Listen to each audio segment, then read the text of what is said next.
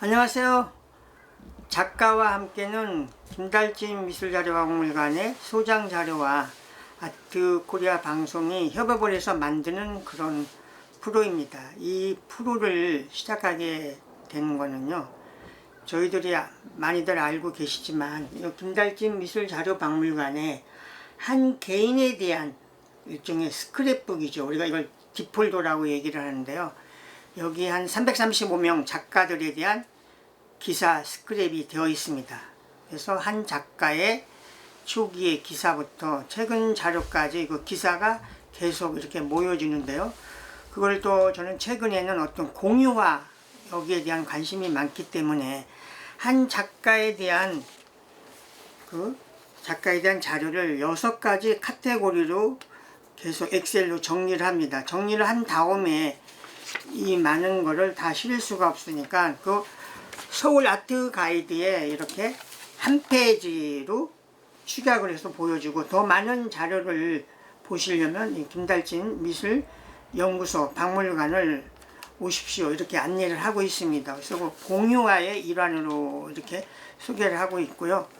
그래서 지금 지난 7월호가 96번째로 방혜자 선생님을 소개를 했고요. 이번에는 8월호에 소개하는 이상욱 선생님에 대한 자료를 정리를 했습니다. 특히 이상욱 선생님 이번에 탄생 100주년으로 지금 학고제에서 전시가 이루어지고 있거든요.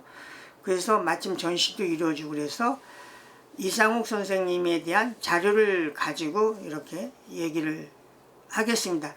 이상욱 선생님은 그 1923년에 태어나셔서 1988년, 그러니까 65세에 타계를 했고요.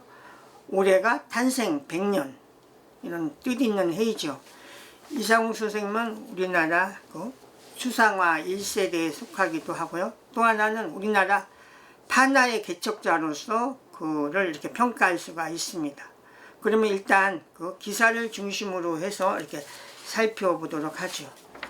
이게 1970년 개인전 때 보여줬던 이런 작품인데요, 굉장히 좀 담백하다고 할까요? 그래서 독백이라는 이런 시리즈입니다.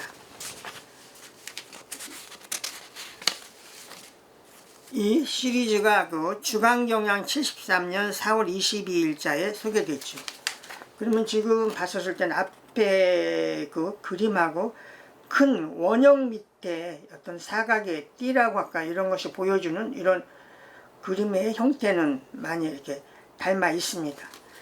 그리고 그분이 아까 얘기했던 것처럼 한국현대판화가협회의 핵심 창립회원으로서 이제 판화 활동을 지속적으로 했습니다. 그리고 그 창작미술협회라는 것이 오늘날에도 존재하는데요, 그 창작미술협회의 회원으로도 이렇게 활동을 했습니다.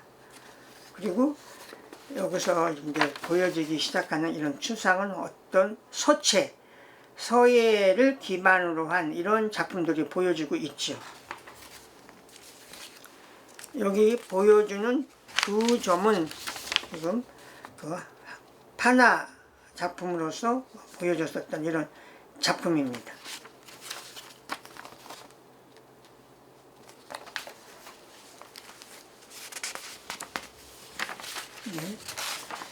둥근 어떤 원형이 있고 또 옆에 어떤 서체적인 거. 근데 이분이 안타깝게 80년대 중반에 이제 암이 발병이 됐죠. 그래서 투병을 했지만 이제 결국 타계를 했는데요.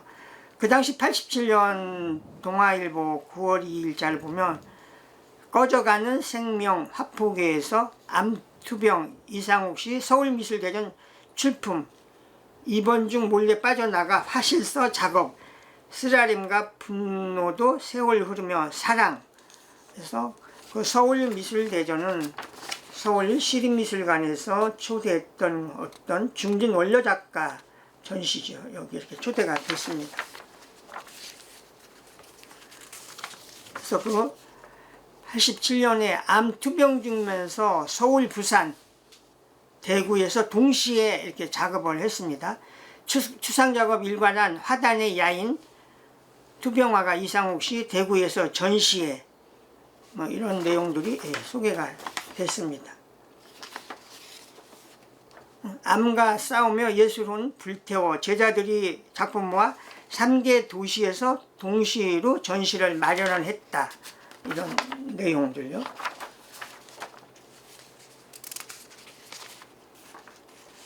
그리고 92년도에 타계한 후에 국립현대미술관에서 큰 유작전이 열렸죠. 고 이상욱 화백 작품세계 재조명 국립현대미술관에서 92년 5월 이렇게 전시가 이루어졌었습니다. 그 이상욱 선생에 대한 유작전을 그 당시 국립현대미술관의 학예연구원이었던 김희대 씨가 그 공간 잡지에 이렇게 글을 썼고요. 안타깝게 그 김희대 씨는 국립현대미술관 학예연구원으로 있다가 중간에 참 안타깝게 타계한 또 그런 안타까운 큐레이터이기도 했죠. 공간에 글을 썼고요. 또 미술세계 내내 김희대 씨가 이지적인 공간 구성, 이상욱의 작품을 이렇게 얘기를 했습니다. 전시에 대한 리뷰를 썼습니다.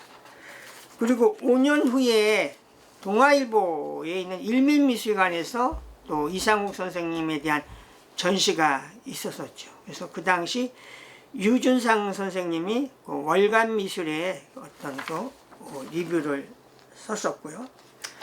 그러다 우리 그 이상욱 선생님도 많이 좀 잊혀졌었는데 작년에 학고제에서 추상화가 7인전 A도시를 찾아서에서 그 추상화 7인을 다시 보는 전시에서 이상욱 선생님이 크게 부각이 됐죠. K 단색화 이전엔 이런 추상 미술이 있었다 해가지고 우리가 조금 이렇게 덜 관심을 가졌던 이봉상, 류경채, 강용욱, 이상욱을 포함해서 7명에 대한 전시가 열렸었습니다. 그러면서 거기에 힘입어서 이번에 이제 학고제에서 100주년에 대한 전시가 열린 거죠. 헤럴드 경제 추사의 핵에서 한국적 추상을 고민하다. 학고제 갤러리 이상욱 탄생 100년 기념 개인전 서정적, 서체적 추상 점 동그라미로 고향 표현. 처음에 저희 여기 봤죠. 둥그런 원의 어떤 그림 같은 거요.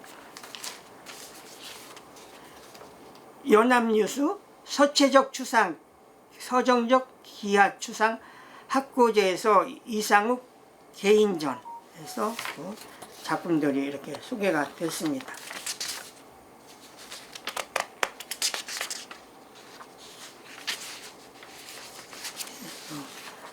말년의 어떤 사실에서의 모습. 이 데일리에서 비교적 크게 기사를 소개를 했는데요.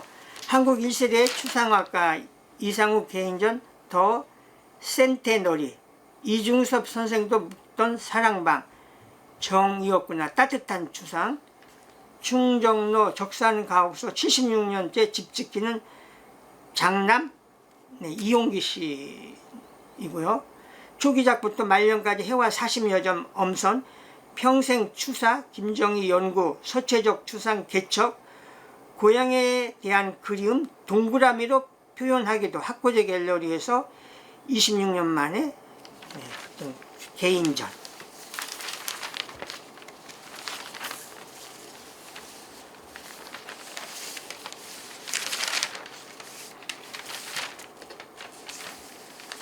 한 달에 한 번 중앙선대위의 인기리에 연재되고 있는 황인의 예술가의 한 끼가 지난주에 이상욱 선생에 대한 이야기를 썼습니다. 30년가량 교사생활 이상욱 재료를 직접 만들어 석판화를 선도했다.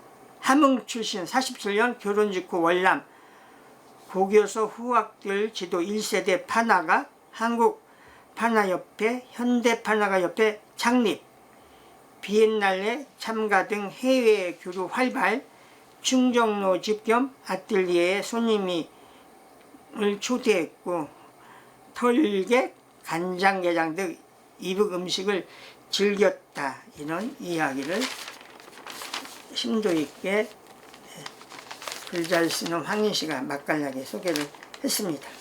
네, 그 이상우 스님을 본격적으로 이렇게 탐구하고 연구한 이런 거를 소개하도록 하겠습니다.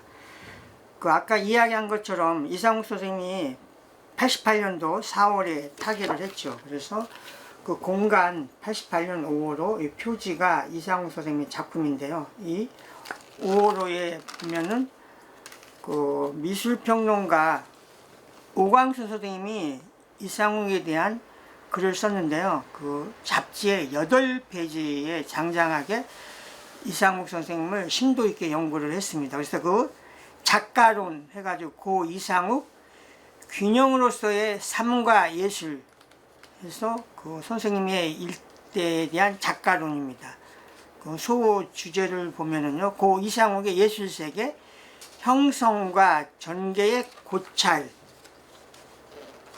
이런 걸로 시작을 해서 쭉 글을 쓰고 계시는데요.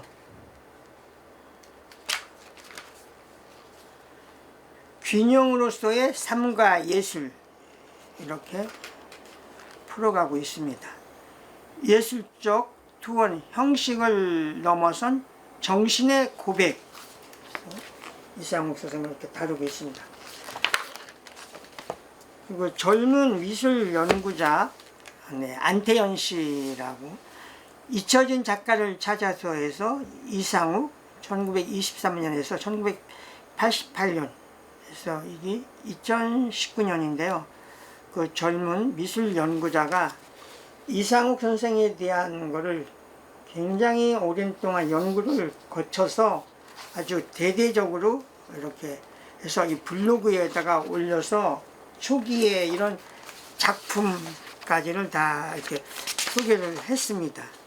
이런 석판화라든지 이런 걸 하면서 굉장히 그 젊은 사람이 꼼꼼하게 자료를 챙겨서 이렇게 보여줬는데요. 내용이 A4를 출력을 하니까 A4 42매입니다. 정말 어떻게 보면 하나의 책자루까지 엮어질 정도의 굉장히 깊은 연구를 해서 이렇게 중간중간에 도판도 실리고요. 이러면서 한 작가를 굉장히 꼼꼼하게 이렇게 자료를 챙겼습니다.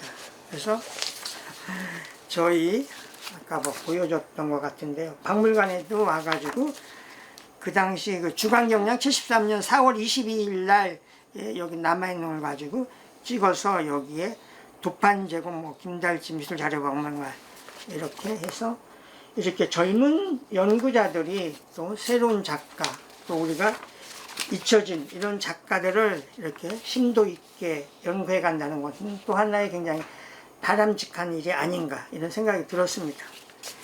선생님에 대한 그 자료가 60년이네요. 이상욱 선생님 중앙공보관에서 전시했었을 때의 이런 팸플렛인데요. 그 당시는 다들 이렇게 어려워서 작품에 대한 이미지가 제대로 실려 있지 않고 또 이렇게 어떤 그냥 목록으로만 남아 있어서 좀 안타깝기는 하지. 그리고 70년 신문회관 그리고 우리가 얘기하는 그 프레스센터죠. 거기에서 했었을 때의 그 자료. 거기에 우리가 좀 대표작처럼 보여지는 이 둥근 원의 형태 이런 것들이 여기에서 발표가 됐습니다. 그 당시 선생님은 휘문 고등학교 교사로서 홍익대학교하고 상명여사대에 강사를 나갔습니다. 네, 이게 그 암투병 중에 전시가 이루어졌던 건데요. 이것이 서울 현대화랑 대구 맥향화랑 부산 공간화랑 87년에 이렇게 3개 도시에서 대대적인 전시를 했습니다. 이것이 그 국립현대미술관에서 이상욱 선생님 92년도에 전시했었을 때의 그런 작품들이 이렇게 수록이 되어 있죠. 앞에는 유하고 뒤쪽에는 선생님의 그 판화에 대한 이런 작품들이 소개된 자료입니다. 그리고 5년 후에 이상욱 해고전에서 그 동아일보사 일면미술관에서 그 선생님을 다시 이렇게 만나서 작품을 보여줬죠.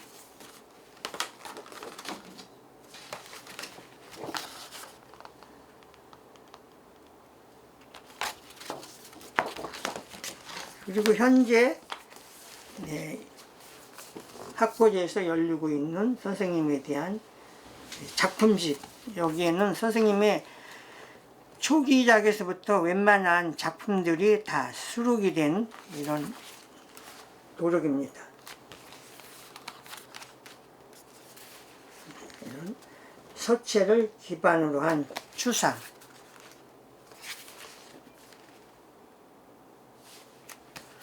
그래서 이상욱 선생님 처음에 얘기했던 것처럼 어떤 우리나라 추상화 1세대, 또 어떤 서체를 추상 바탕으로 하는 이런 추상, 그리고 또 우리나라 판화사에서 빼놓을 수 없는 현대 판화가로서의 활동을 많이 했었습니다. 그래서 저희들이 어떤 작가에 대한 연구라든지 이런 것들이 미술사 연구자라든지 이런 분들이 좀 더 폭넓게 더 범위를 넓혀서 작가를 연구하면서 우리나라 미술의 어떤 스펙트럼 이런 걸 넓혀야 되지 않나 그런 생각을 하고요. 이번 탄생 100년에 대한 전시를 이루어지면서 이상욱 선생님에 대한 더 관심과 평가가 더 높아지기를 기대합니다.